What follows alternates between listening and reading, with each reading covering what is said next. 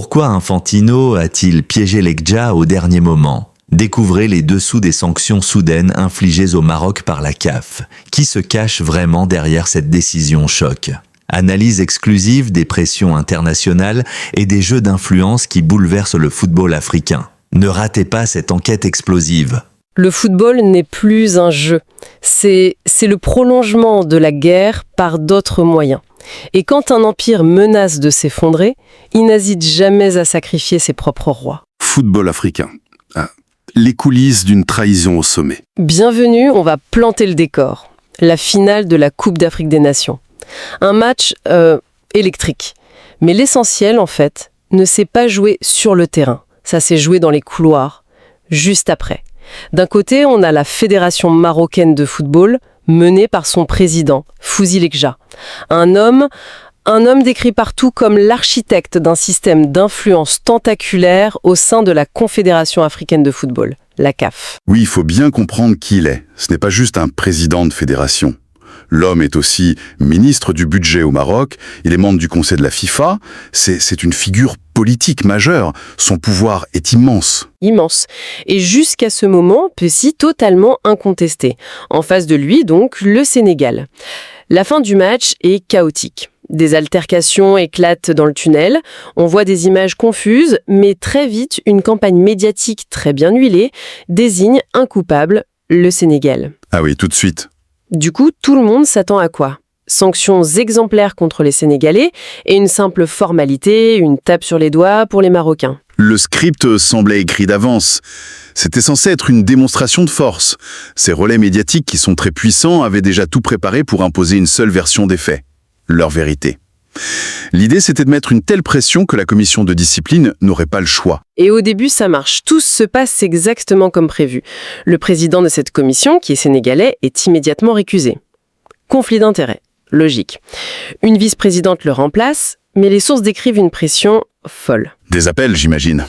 Des appels téléphoniques incessants. De Fouzi Lekja lui-même. Des messages. Il voulait s'assurer que tout le monde vote dans le bon sens. Sauf que, quelque chose s'est enrayé. Il a senti que le vent tournait, mais il n'imaginait pas, je pense, que le coup viendrait de si haut, de ses propres alliés. Et c'est là que ça devient fascinant. Comment une machine pareille, aussi puissante, peut-elle se gripper de manière aussi spectaculaire? On ne parle pas d'un petit dirigeant, on parle de l'homme qui faisait la pluie et le beau temps sur le football africain. Quelques rumeurs, ça ne suffit pas. Qu'est-ce qui a vraiment changé la donne? Le problème pour lui, c'est que l'affaire n'est pas restée confinée à l'Afrique. Elle a explosé sur la scène internationale, surtout en Europe. La presse française et, plus encore, la presse espagnole s'est emparée du sujet. Et là, l'histoire a changé de dimension. Ce n'est plus une querelle de vestiaire. Non, c'est devenu un scandale géopolitique. Et le point de bascule, le moment où tout dérape pour Lekja, c'est une déclaration. Une seule phrase, prononcée par le président de la Fédération espagnole de football. Ah oui, je vois très bien. À peine 24 heures avant le verdict, il menace publiquement de retirer au Maroc l'organisation de la finale de la Coupe du Monde 2030. Il faut bien mesurer le poids de cette menace. L'Espagne, le Portugal et le Maroc organisent ce mondial.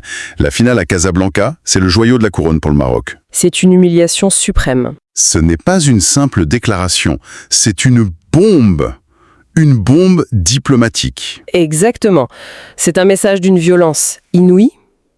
Et il n'arrive pas par hasard. À ce moment-là, la CAF est déjà sous une pression énorme. Il y a eu le scandale de l'arbitrage pendant tout le tournoi et bien sûr, cette fameuse affaire de la serviette. Oui, il faut peut-être expliquer ça. Ça peut paraître anecdotique, mais ça en dit très long sur le climat. On a un arbitre qui est filmé en train de laisser une petite serviette, un objet jugé suspect près d'un but, et immédiatement, des accusations de sorcellerie, de maraboutage fusent de partout. C'est ça. Et ça a complètement discrédité l'arbitrage. L'image pour l'organisation était désastreuse, et cette affaire, ajoutée aux accusations de partialité, aux bagarres de la finale, tout est remonté à la surface. Et la CAF s'est retrouvée piégée. Et sur elle, et cette menace sur le Mondial 2030, les tout forts ne marchaient plus, le système était exposé en pleine lumière. D'accord. La pression européenne, la menace espagnole sont des leviers puissants, je le conçois. Mais j'ai du mal à croire que ça suffise. On parle de la FIFA. Gianni Infantino, son président, est présenté partout comme un ami très proche, un allié de Fouzi Lekja. Certaines sources disent même qu'il passe la moitié de son temps au Maroc. Alors pourquoi laisserait-il tomber son principal relais en Afrique? Ça ne colle pas. Ça ne colle pas si on pense que la FIFA est intervenue par souci de morale ou de justice sportive. Ce qui n'est pas vraiment leur marque de fabrique. Non, les sources qu'on a analysées dressent un tableau très différent. En fait, il ne s'agissait plus de protéger Lecja.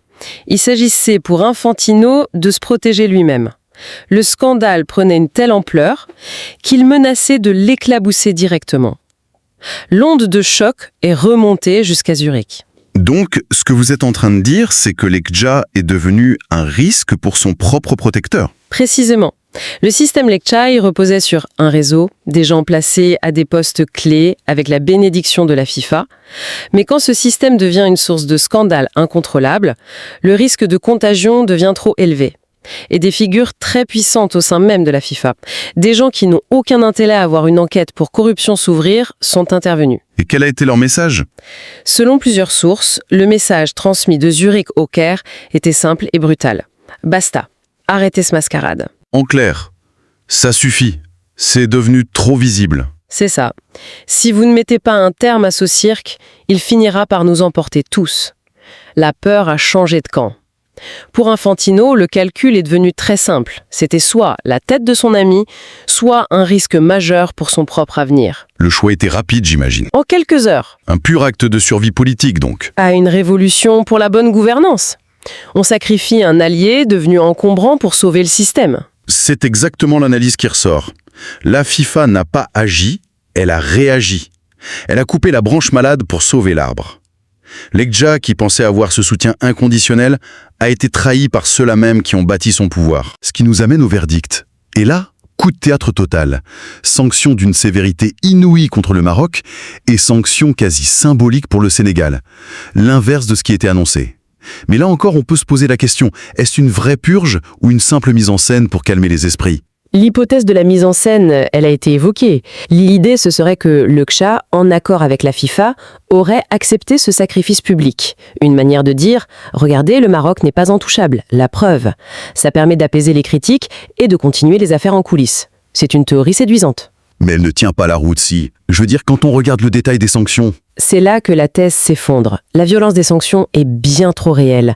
On parle de la suspension pour plusieurs matchs d'Achraf Hakimi, une star mondiale du Paris Saint-Germain. Un de leurs meilleurs joueurs. On parle d'amende record. Quel dirigeant sacrifierait son meilleur atout sportif et accepterait une telle humiliation?